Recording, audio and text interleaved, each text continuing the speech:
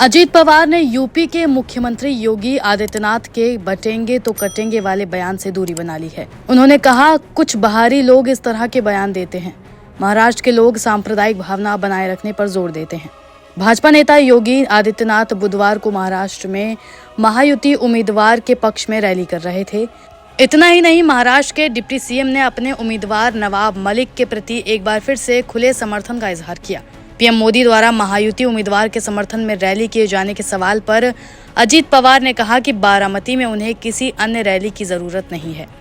महाराष्ट्र के deputy CM ने बिना योगी आदित्यनाथ का नाम लिए कहा कि किसी को भी हमारे प्रदेश की तुलना किसी अन्य प्रदेश से नहीं करनी चाहिए। उन्होंने कहा, महाराष्ट्र के लोगों ने हमेशा सांप्रदायिक सद्भाव पर ध्यान दिया है। कुछ बाहरी लोग आते हैं और इस तरह के बयान देते हैं, लेकिन महाराष्ट्र ने कभी भी सांप्रदायिक भेदभाव को स्वीकार नहीं किया है। अजीत पवार ने कहा कि हमारा प्रदेश छत्रपति शाहूजी महाराज, ज्योतिबा फुले और बाबा साहब अम्बेडकर की आइडियोलॉजी को फॉलो करता है।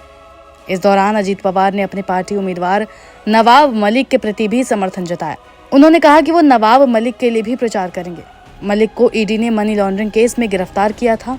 फिलहाल वो जमानत पर बाहर हैं और मानखुर्द शिवाजी नगर सीट से उम्मीदवार हैं। इसी सीट से मुख्यमंत्री एकनाथ शिंदे के दल के नेता ने भी पर्चा भरा है। दोनों महायुति गठबंधन से उम्मीदवार हैं, लेकिन भाजपा शिंदे के उम्मीदवार का समर्थन करेगी। पार्टी ने साफ कर दिया है कि वो नवाब मलिक के पक्ष में प्रचार नहीं करेगी। अजीत पवार ने कहा कि नवाब मलिक पर लगाए गए आरोप साबित नहीं हुए हैं। केवल आरोपों के आधार पर उन्हें दोषी नहीं ठहराया जा सकता। प्रधानमंत्री नरेंद्र मोदी द्वारा महाराष्ट्र में चुनाव प्रचार पर भी अजीत पवार ने अपनी बात रखी। बता दें, पीएम मोदी यहां महायुति गठबंधन के उम्मीदवारों के पक्ष में रैली करने वाले हैं। हालांकि अजीत पवार का कहना है कि उन्हें बारामती में किसी की रैली की जरूरत नहीं है। उन्होंने कहा कि अन्य विधानसभा क्षेत्रों में पीएम मोदी की रैलियों की जरूरत ज्यादा है। अजीत पवार, जो कि प्रदेश के वित्त मंत्री भी हैं, उन्होंने एमवीए की भी आलोचना की। उन्होंने एमवीए द्वारा महिलाओं को 3,000 रुपए देने के ऐलान पर उसे आड़े हाथों लिया।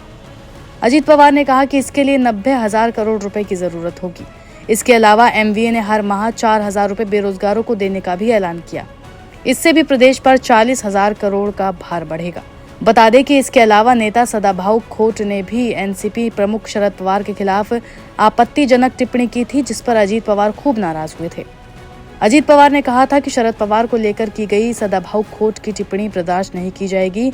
इस तरह की घटिया बयानों का हम विरोध करते हैं। मैं एनसीपी की तरफ से इस बयान की कड़ी निंदा करता हूँ। भविष्य में पवार साहब के खिलाफ इस तरह के निजी हमले बर्दाश्त नहीं करेंगे। जिसके बाद सियासी गलियारों में ये चर्चा तेज हो गई थी कि अजीत पवार के लिए गठबंधन से ज्यादा अहम परिवार है। गौरतलब है कि 2024 के लोकसभा चुनाव में परिवार की लड़ाई में ही अजीत पवार को झटका लग चुका है। 2024 के लोकसभा चुनाव में उनकी पत्नी सुनेत्रा पवार यहां से चुनाव हार गई थी। यहां उनका मुकाबला अपनी ननद सुप्रिया सुले से हुआ था। सुनेत्रा पवार की हार के बाद अजीत पवार ने माना कि उन्हें अपनी पत्नी को चुनावी मैदान में नहीं उतारना चाहिए था।